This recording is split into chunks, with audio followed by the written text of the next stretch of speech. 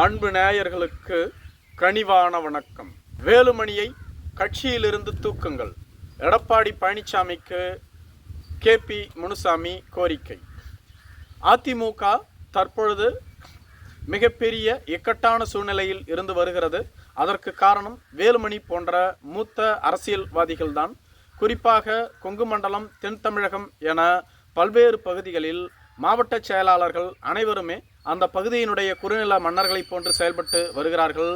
அவர்கள் யாருமே பொதுச் செயலாளர் எடப்பாடி கூறுவதையோ கட்சி தலைமை கூறுவதையோ கேட்பது இல்லை. இவற்றிற்கு முற்றுப்புள்ளி வைக்க வேண்டும் என்றால் இவர்களுக்கு முக்கிய காரணகர்த்தாவாக இருந்து வரக்கூடிய வேலுமணியை கட்சியிலிருந்து தூக்குங்கள் என KP முனுசாமி எடப்பாடி பழனிசாமியிடம் கேட்டுக்கொண்டதாக சொல்லப்படுகிறது. குறிப்பாக கொங்கு மண்டலத்தைச் சேர்ந்த செங்கோட்டையன் அவர்கள் சமீப காலமாக எடப்பாடி பழனிசாமி கலந்து கொள்ளும் எந்த நிகழ்விலும் அவர் கலந்து கொள்வது இல்லை. மேலும் எடப்பாடியை பற்றி அவர் பேசுவதே இல்லை. அவர் பெயரை கூட உச்சரிப்பது இல்லை. காரணம், அதிமுகவை ஒருங்கிணைக்க வேண்டும்.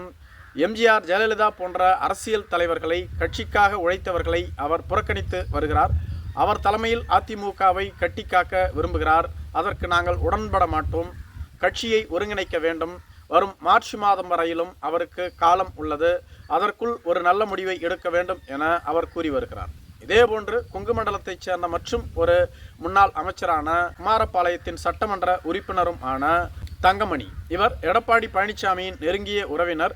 இருந்தும் கூட சமீபத்தில் எடப்பாடி பழனிசாமி கலந்து கொண்ட நிகழ்வுகளில் இவர் கலந்து கொள்வது இல்லை. குறிப்பாக செல்வி ஜெயலலிதா அவர்களின் 77வது பிறந்த தின கொண்டாட்டத்தில் இவர் கலந்து கொள்ளவில்லை. இவர் எடப்பாடி பழனிசாமியின் மீது மிகுந்த மன வருத்தத்தில் இருந்ததாக கூறப்படுகிறது. எடப்பாடி பழனிசாமி தனது உறவினர் என்றாலும் கூட தனக்கு குறித்த முக்கியத்துவத்தை அளிப்பது இல்லை.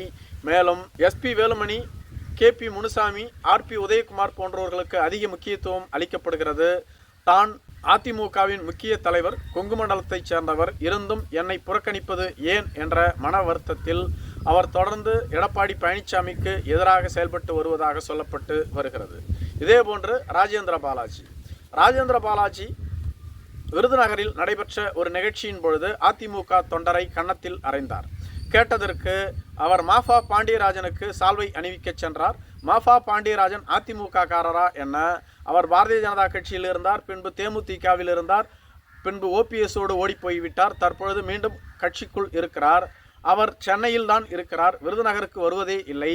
அப்படிப்பட்டவருக்கு ஏன் சால்வை அணிவிக்க வேண்டும்? அவருக்கு சால்வை அணிவிப்பதை பார்த்து கொண்டிருக்க நான் என்ன கிறுக்கனா? அவர் சரியான ஆண்மகனாக இருந்தால் எனக்கு பதில் அளிக்க வேண்டும். சென்னைக்கு சென்று ஏன் பதில் அளிக்க வேண்டும் என ஒருமையில் பேசினார். மேலும் அந்த தொண்டரையும் தொலைத்து விடுவேன் என கடுமையாக சாடியிருந்தார். இது பற்றி மாப்பா பாண்டியராஜன் எடப்பாடி பழனிசாமியிடம் வீடியோ ஆதாரங்களை கொடுத்தும் கூட எடப்பாடி பழனிசாமி இதுவரையிலும் அவர் மீது நடவடிக்கை எடுக்கவில்லை. நீங்கள் அமைதியாக இருங்கள், நான் பேசி தீர்த்து கொள்கிறேன் என மாஃபா பாண்டியராஜனை சமாதானம் செய்து அனுப்பியதாக கூறப்படுகிறது. செல்லூர் ராஜு கூட சமீபத்தில் சசிகலா, OPS போன்றவர்களோடு நெருக்கத்தில் இருந்து வருவதாக கூறப்படுகிறது. மேலும் செங்கோட்டையன், நான் அதிமுகவை ஒருங்கிணைப்பதற்காக சசிகலா மற்றும் OPSோடு பேச்சுவார்த்தை நடத்தினேன் என்று கூட வெளிப்படையாக கூறியிருந்தார்.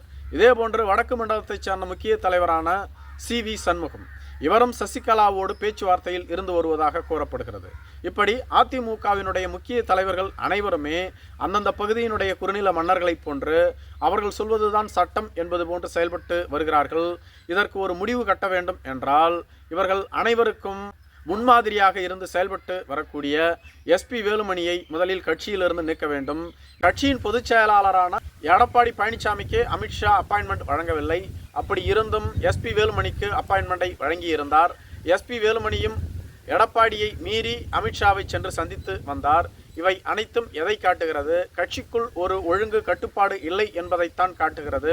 இவை அனைத்திற்குமே காரணகர்த்தாவாக இருப்பது SP வேலுமணி தான்.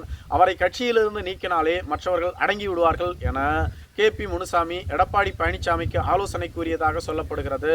மேலும் எடப்பாடி பழனிசாமியோ என்ன செய்வது என்று தெரியாமல் விழித்து வருவதாகவும் கூறப்படுகிறது. ஒவ்வொரு மாவட்ட செயலாளர்களும் அவரவர் இஷ்டத்திற்கு செயல்பட்டு வருகிறார்கள். தான் சொல்வதை அவர்கள் கேட்பதே இல்லை. மேலும் கட்சி பலவீனப்பட்டுள்ளது. கட்சியினுடைய 2ஆம் கட்ட தலைவர்கள் இதுபோன்று செய்து கொண்டிருந்தால் நான் எப்படி கட்சியை வளர்ப்பது? மாவட்டம் தோறும் சுற்றுப்பயணம் செல்ல வேண்டும் என்பதுதான் எனது திட்டம். அதற்குள்ளாக அவர்களும் ஒவ்வொரு மூலையில் அடித்து கொண்டிருக்கிறார்கள். மூத்த தலைவர்கள் கட்சியை உடைக்க நினைக்கின்றார்கள். நான் கட்சியை காப்பாற்றுவதா அல்லது இவர்களது பஞ்சாயத்தை தீர்ப்பதா என கேள்வி எழுப்பியதாக சொல்லப்படுகிறது. நன்றி.